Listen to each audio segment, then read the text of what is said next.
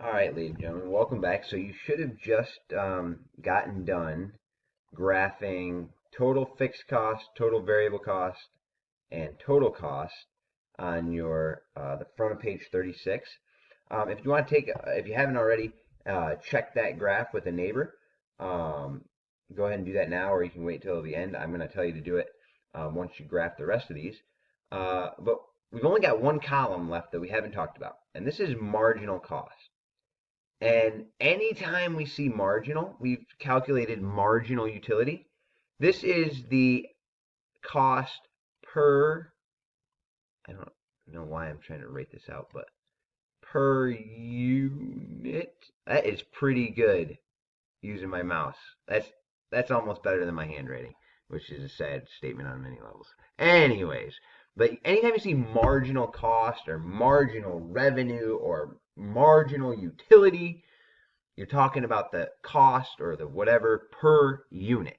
So what we got to do when we do these, and different people graph these a little bit differently. Like if you look in your book, what they're going to do is they'll say, okay, from when we go from making 0 units to 1 unit, what is our marginal utility? Well, that's the change in the total cost.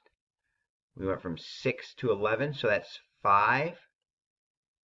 Um, and sometimes they say, like, technically it should be, this is fine.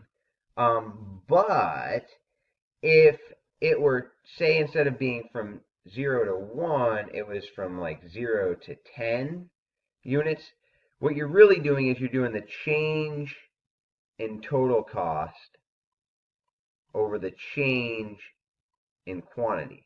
Now for us, it's pretty easy because all our quantities are 1, so we're always dividing by 1, so it's not really that tricky.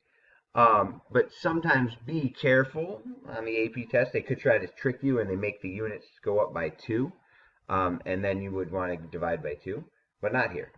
So the other thing that's tricky is if you look in the book, and I'm going to tell you to do this, you'll notice how they plot this is they'll say since we're going from 0 to 1, our marginal cost is 5, and they'll plot it at like an output of a half because they're trying to represent that the output or the marginal cost is the change from 0 to 1, and half a unit represents that midpoint between of that change. Um, what's right, what's wrong? I don't know.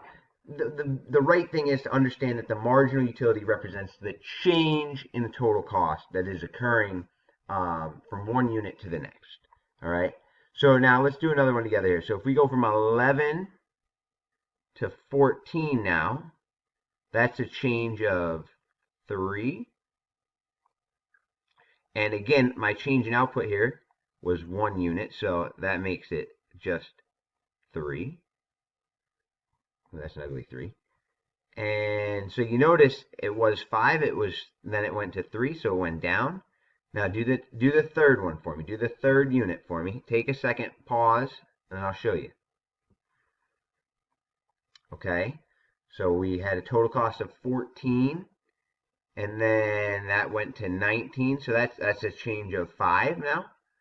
Again, quantity change is always 1. That is a great 5. And so now we're back to 5 again. So you notice it went down, and then it went up. I'm going to tell you to look at something to read about kind of why this is occurring for homework. So you get kind of a unique shape here. I'm going to do one more, and then I'm going to let you do the rest here.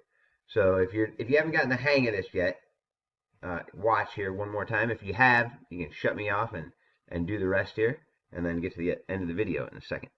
So from 19 to 25, that's a change of 6 over a change of quantity of 1 gives me 6. All right, so you finish the rest, and then what I want you to do is I want you to graph on the back those 4. I want you to graph the marginal cost.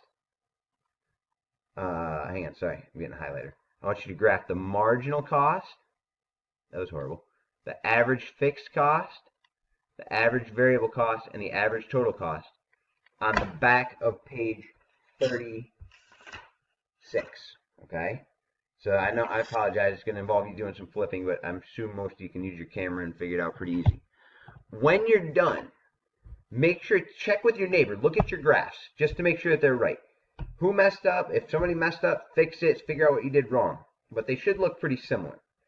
And then answer the 7 questions on the back of page 36. They're going to try to get you to think about how these curves are relating to one another and how these costs differ or maybe are similar.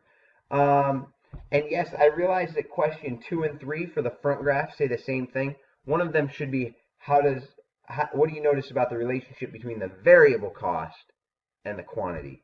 I think was what I was going for there. And I put fixed for both, so I apologize. So for homework, you're going to do a couple of things for me. And we're not done with videos here. You got another one coming your way.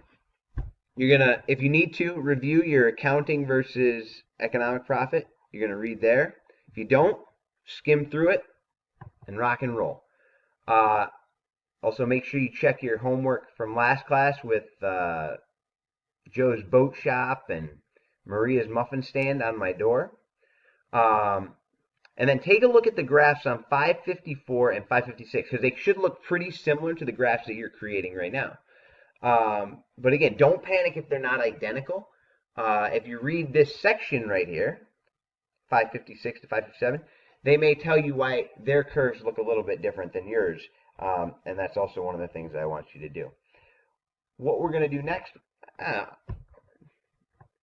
you'll see what we'll do next. All right, if you have any questions, let me know.